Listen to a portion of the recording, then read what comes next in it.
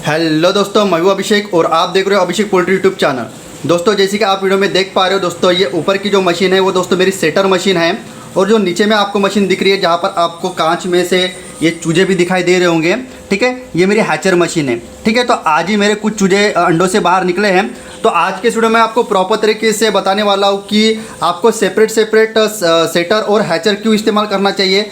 साथ ही साथ जब अंडों से बच्चा जब निकलता है तो उसकी क्वालिटी कितनी अच्छी है। कभी कभार क्या होता है, जो अंडों से चूजा तो बाहर निकल लेता है इंक्यूबेटर का, लेकिन वो काफ़ी ज़्यादा कमज़ोर होता है, या फिर जो उसका एम्ब्रो या फिर योक होता है जो उसके पेट से भीतर जाता है, जब चूजा अंडों से बाहर निकलता है तो वो पूरी तरीके से डेवलप नहीं होता। तो इस तरीके से काफ़ी ज़्यादा प्रॉब्लम्स आते हैं जब आपके इंक्यूबेटर मशीन में ह्यूमिडिटी या फिर टेम्परेचर प्रॉपर तरीके से नहीं होता। और इसके अलावा और भी बहुत सारी बातें होती है जो इनके हैचिंग रिजल्ट पर और साथ ही साथ बच्चे की क्वालिटी पर इम्पैक्ट गिरती है। तो जैसे कि आप वीडियोज में देख पा रहे हो, मैंने 40 से लेकर 50 अंडे मेरे सेटर में लगाए हुए हैं। तो किस तरीके से मैंने पूरा का पूरा टेम्परेचर रखा, क्या क्या बातें मैंने की, कौन सी बातें करने से आपको हैचिंग रिजल्ट बहुत ही अच्छा मिलता है, इस रिलेटेड आज की वीडियो में आपको पूरी जानकारी देने वाला हूँ। तो आज के वीडियो स्टार्ट से लेकर एंड तक के पूरा देखेगा। अगर आप नए पोल्ट्री फार्मर हो तो सबसे पहले पोल्ट्री पीडीएफ ई बुक और पोल्ट्री हार्ड बुक का एक छोटा सा इंट्रो देख लीजिए, उसके बाद वीडियो को हम कैरी फॉरवर्ड करेंगे।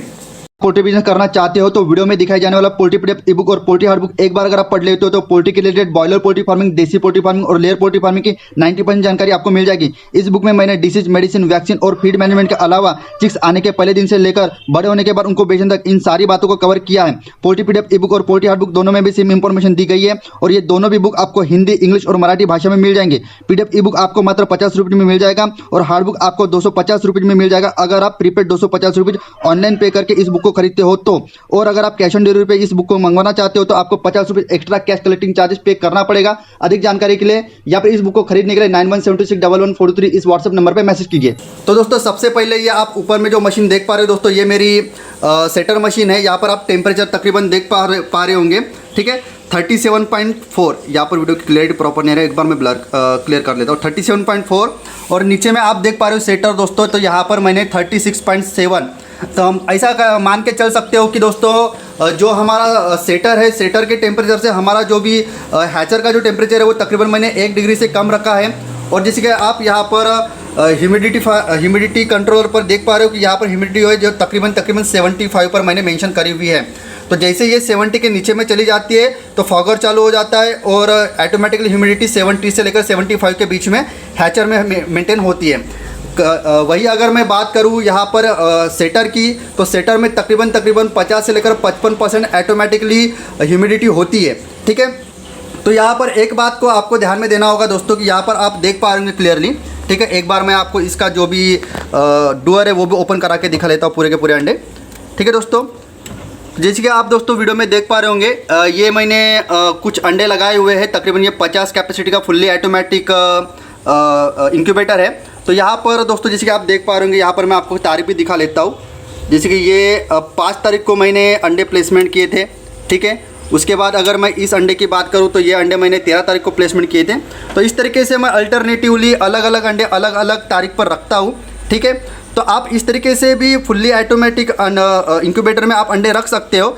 लेकिन यहाँ पर क्या है, ये 2 in 1 इंक्यूबेटर है। मतलब यहाँ पर आप हैचिंग भी कर सकते हो और सेटिंग भी कर सकते हो। लेकिन जहाँ तक कि मैंने देखा है कि अगर आप अल्टरनेटिव अंडे लगाने चाहते हो, मतलब 3 दिन के बाद 10 अंडे, 5 दिन के बाद कुछ 5-10 अंडे, तो ऐसे में एक ही इंक्यूबेटर में हैचिंग और सेटिंग करना काफ़ी ज़्यादा मुश्किल हो जाता है। क्योंकि जब लास्ट के 18, 19, 20, 21 ये दिन आते हैं तो ऐसे में हमें ये रोटेटिंग ट्रे बंद करना पड़ता है और साथ ही साथ थोड़ा सा टेम्परेचर कम करा के उसका जो ह्यूमिडिटी होता है वो काफ़ी हमें बढ़ाना होता है, ठीक है दोस्तों। तो बहुत सारे दोस्त क्या करते हैं कि सेटिंग प्लस हैचिंग एक ही इंक्यूबेटर में करते हैं, जिस कारण जब अंडों से बच्चे बाहर में निकलते हैं तो उनको ह्यूमिडिटी की काफ़ी ज़्यादा ज़रूरत होती है।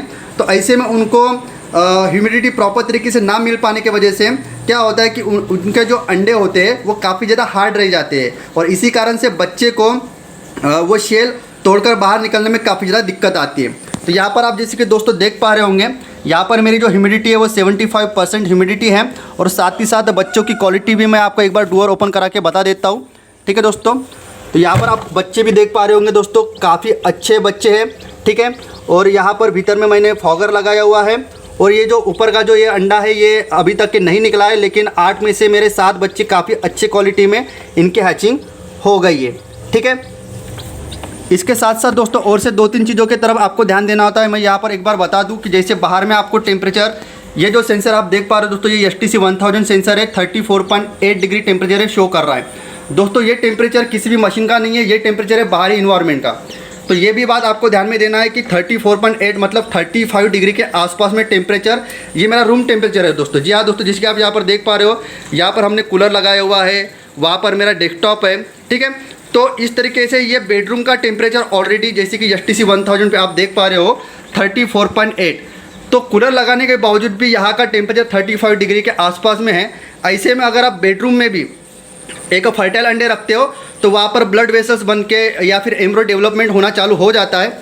इसीलिए गर्मियों के मौसम में जितने जल्दी हो सके उतने जल्दी आप अपने इंक्यूबेटर में अंडे रखवा दीजिए।